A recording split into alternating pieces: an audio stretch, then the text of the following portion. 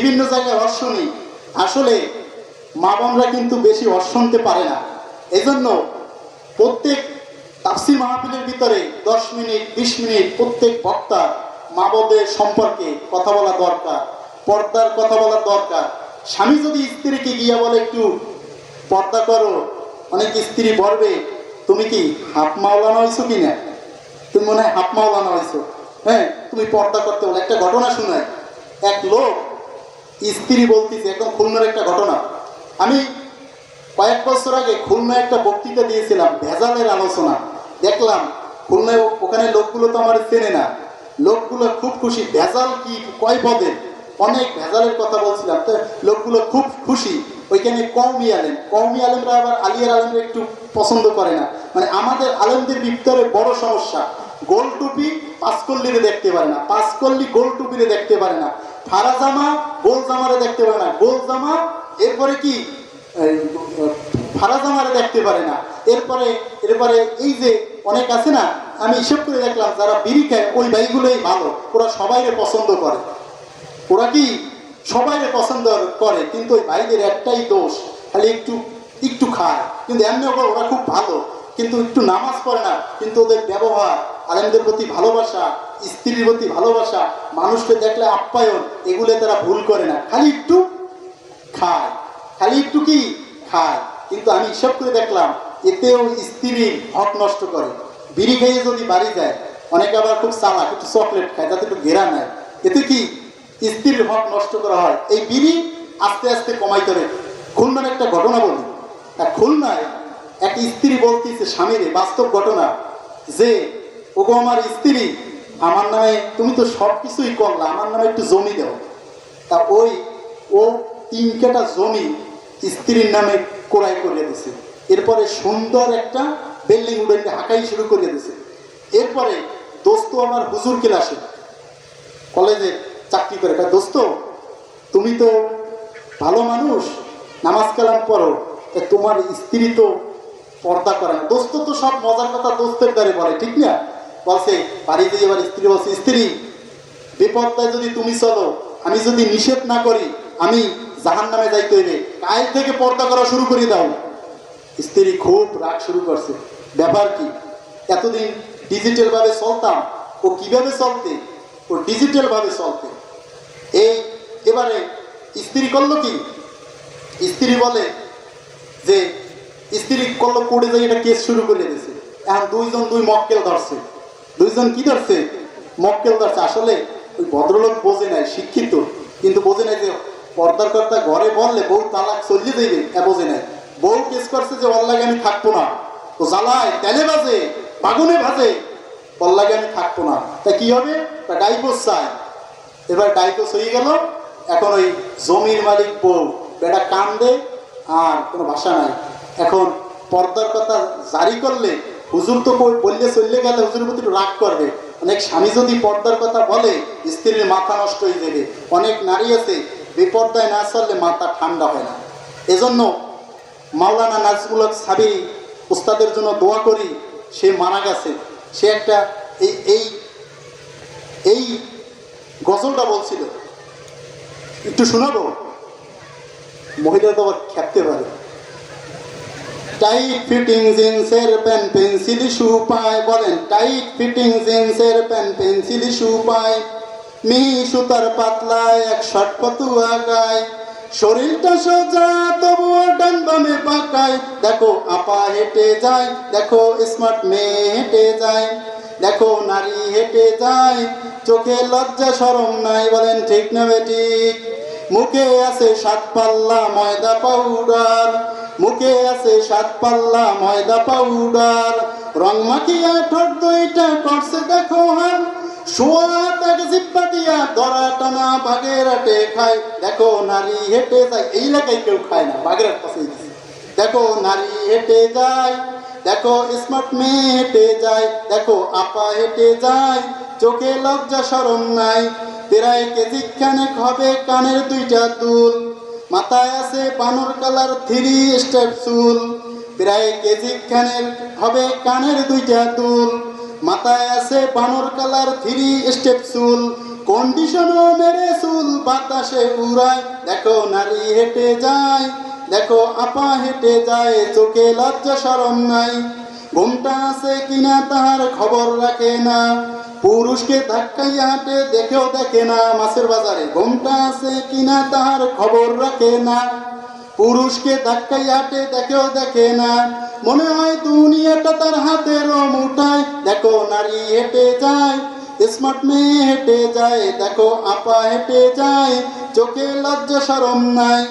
Mobile ফোনে কথা বলে অঙ্গে রেখে ডং, হাত পা নেড়ে ফুত্রি করে করে কত রং।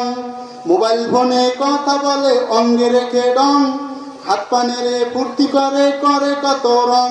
ডিজিটালে বাংলাদেশে বুক ফাটা গান গায়, দেখো নারী হেঁটে যায়, দেখো আপা হেঁটে যায়, দেখো নারী হেঁটে যায়, দেখো আপা হেঁটে যায়, দেখো লজ্জা শরম নাই। আমার মালিক, আমি বলতেছি না, কোরআন বলে অকরনা ফি বুয়ুতিকুন্না ওয়ালা তাবাররাজনা তাবাররুজাল জাহিলিয়াতিল উলা।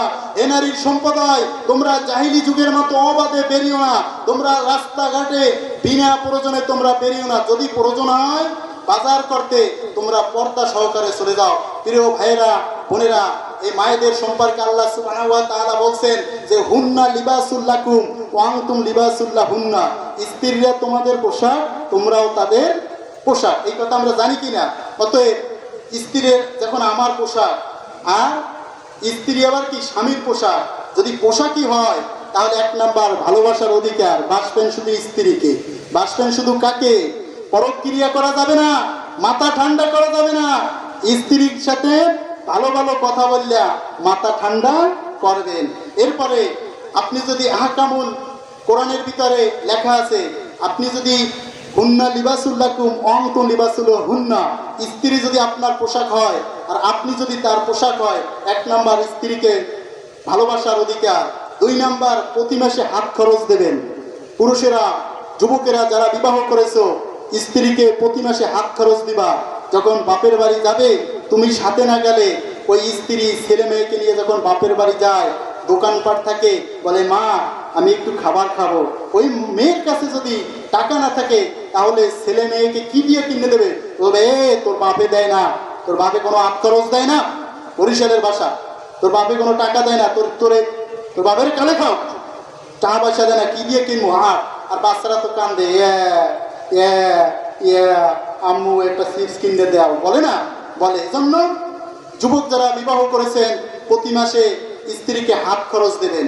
এরপরে 3 নম্বরে ভালোবাসার প্রকাশ ঘটাইতে হবে। যারা বুড়ো আছেন তারাও কিভাবে স্ত্রীর প্রতি ভালোবাসার প্রকাশ ঘটাবেন? পছন্দের স্ত্রীকে খাবার কিনে দেবেন। বলবেন ওগো স্ত্রী, তুমি কোন খাবারটা পছন্দ করো, আজকে তোমাকে সেই খাবারটা আমি ক্রয় করে দেব। এবং পছন্দের পোশাক দেবেন। হোক স্ত্রী বুড়ো হয়ে গেছে, কিন্তু তার আপনার পছন্দের পোশাক দেবেন। এগুলো যদি আপনি দেন, আর ওই স্ত্রীর আগে যদি আপনি মারা যান, তাহলে 2 চোখ খুলে খুলে আপনার জন্য কাঁদবে। আহারে, রহমানের বাপ মারা যাওয়ার আগেও একটা পোশাক দিয়ে গেছিল, আল্লাহ আমার স্বামীর তুমি জান্নাতবাসী করো।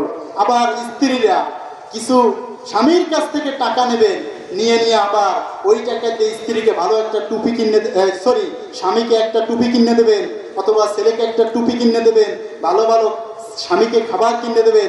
ওইগুলো স্বামী খাবে আর বলবে, আহারে ময়নার মাকে আমি 6 বছর আগে 1000 টাকা দিয়েছিলাম, আজকে সেই টাকা দিয়ে আমার জন্য সুন্দর খাবার রান্না করছে।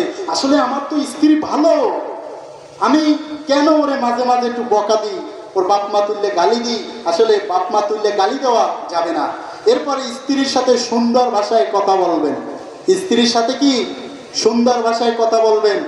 তুই তোরা বলবেন না, বলবেন তুমি। তুমি খাইছো, এবং স্ত্রীকে একসাথে নিয়ে কি খাবার খাবেন। ভাইরা আমার, এরপরে 5 নম্বরে স্ত্রীর প্রতি রাগ করবেন না, অযথা রাগ করবেন না। স্ত্রী কাজের ভিতর ভুল হইতে পারে, সন্তানের খাবার গুছাইতে দিতে গিয়া আপনার খাবারটা দিতে দেরি হয়েছে, এজন্য স্ত্রীর প্রতি কি রাগ করবেন না। কারণ স্ত্রী আপনার পোশাক, আর আপনি কি তার পোশাক। এরপরে 6 নম্বরে বিরক্তি প্রকাশ করবেন না। যদি কোনো পছন্দের খাবার চায়, মনে করেন আপনার কাছে টাকা পয়সা নাই, বললো যে আজকে তোমার ছেলে পোলাও কোরমা খাইতে চায়, সুদে তো টাকা এনে পোলাও কোরমা মুমিন বান্দা কিনবে না, বলদ ছাড়া কিনবে না। এক বলদ আছে এক এলাকায়, ও করছে কি, ওইলে ছোটখাটো একটা চাকরি করে, বিভিন্ন জায়গায় দিয়া টাকা পয়সা আনিয়া এরপরে দেনাদাই গইছে, ওই ছেলেরা কিনে দেয় সাইকেল, বহু বড় বড়, মানে ওই এলাকায় একজন মাস্টার আছে, মাস্টার তো সরকারি চাকরি করে, মাস্টারকে তো জানেন ভালো বেতন, ওই মাস শেষেই তো বেতন পায়, ও তো ভালো ভালো খাবার কেনে, ওদেরকে অল্লাগে পাল্লা দিয়ে খাবার কেনে এই বলদ।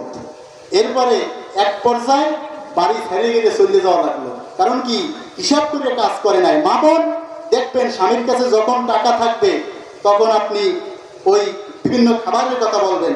এরপর নারীদেরকে 7 নম্বরে ক্ষমা করে দেবেন, ভুল পাইলে কি করবেন, ক্ষমা করে দেবেন। 8 নম্বরে নারীকে পর্দা করে চালাবেন। অতএব আমি আর আলোচনা দীর্ঘায়িত করব না, ঈশার পরে আর 5-10 মিনিট শোনার সময় আবার পেতে পারি। আল্লাহ সুবহানাহু ওয়া তাআলা আপনাকে আমাকে সবাইকে ভালো রাখুন। আমার জন্য সবাই কোরআন খুলে দোয়া করবেন। আপনাদের জন্য যে মাহফিলে যাব ইনশাআল্লাহ দোয়া করব। মা বোনরা আপনারাও আমার জন্য দোয়া করবেন, কারণ মায়ের পেটি আমরা সবাই জন্মগ্রহণ করেছি। আসসালামু আলাইকুম ওয়া রাহমাতুল্লাহি ওয়া বারাকাতুহু।